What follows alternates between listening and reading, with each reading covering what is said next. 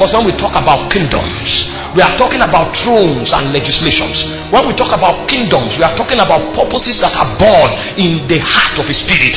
When we talk about kingdom, we are talking about emphasis that predates the very creation of the foundation of the world.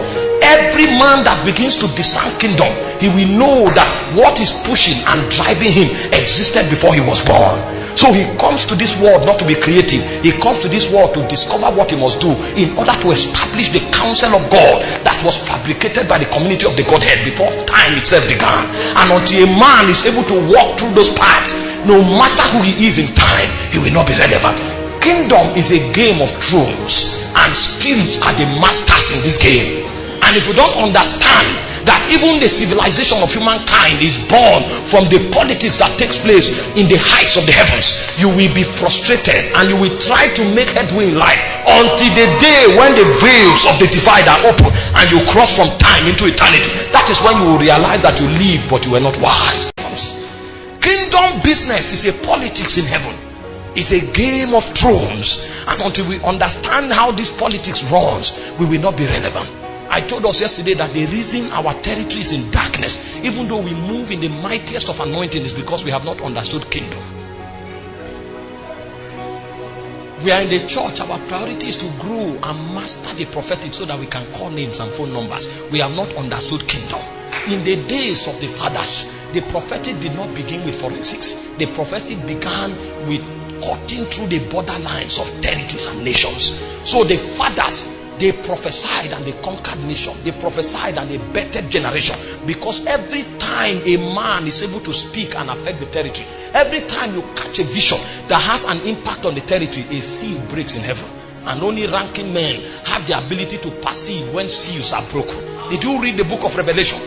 The guy will see a seal break and something happens on earth. The reason we cannot alter things within our territory is because our prophetic is within the ambience of anointing. We have no authority in the heights of Zion. There are no prophets that can dictate when seals are broken in heaven. We are doing healing. There's nothing wrong with it. But what happens to the territory? The lady, I can't say some things here. They will say he's a wicked man. It's better for a lady who contacts HIV to repent and go to heaven than to be healed and go back into the world and die. All we do is healing. See, let me show you the foundation of this politics from the scriptures. Open Ezekiel chapter 28 from verse 13. I want to show you the place of anointing and authority, so that you will see the futility of only walking by an anointing. You know, when you talk like this, some people think you are fighting the prophetic. Far be it from it. When you talk like this, some people feel you are fighting the healing move. Far be it from it. But everything we do will be a waste if we cannot affect our territory. Because until what we do has an impact in territories, we are not winning in this war. Our generation can be lost. Because everybody around that we give all the word of knowledge to and all the healing to will be agents of darkness. Our church will be a conclave of people manipulated by different spirits. So our meeting will be a meeting point for agents of darkness. That is why people come to church now. That is where all the virgins are disflowered, because they join the choir.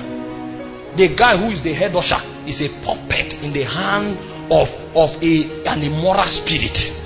Meanwhile, the man of God can't dictate that there's a principality manipulating the work of God. He's growing in number, but he's only assembling agents of darkness. The guy is the head of the choir, but he has slept with more than 5 of them. And those 5 he has slept with have also slept with 5 others. So it is in the church that he breeds agents of darkness. But he doesn't understand. So the same people that leave the church are the same people that are in the territory, and the territory is a portrait of Hades. The same people in the church are the same people on campus, but the campuses are a portrait of Hades. On Sunday morning, the whole campus is dry because all of us are in church auditorium. But on Monday, when we come to the streets of the campus, we find daughters of Jezebel. Naked queens, they call themselves slave queens, but they are choir members. On Friday, you go to the club, and then you find all the people that dominate the church on Sunday. So the thing now is a social gathering, and it is regulated by days, not by thrones. So on Sunday they come to church because that is their religious life. On Friday they are in clubs because that's their pleasure life. is regulated by days, not by thrones. Kingdom. It's time for us to not just do business with the anointing, but to do business with thrones.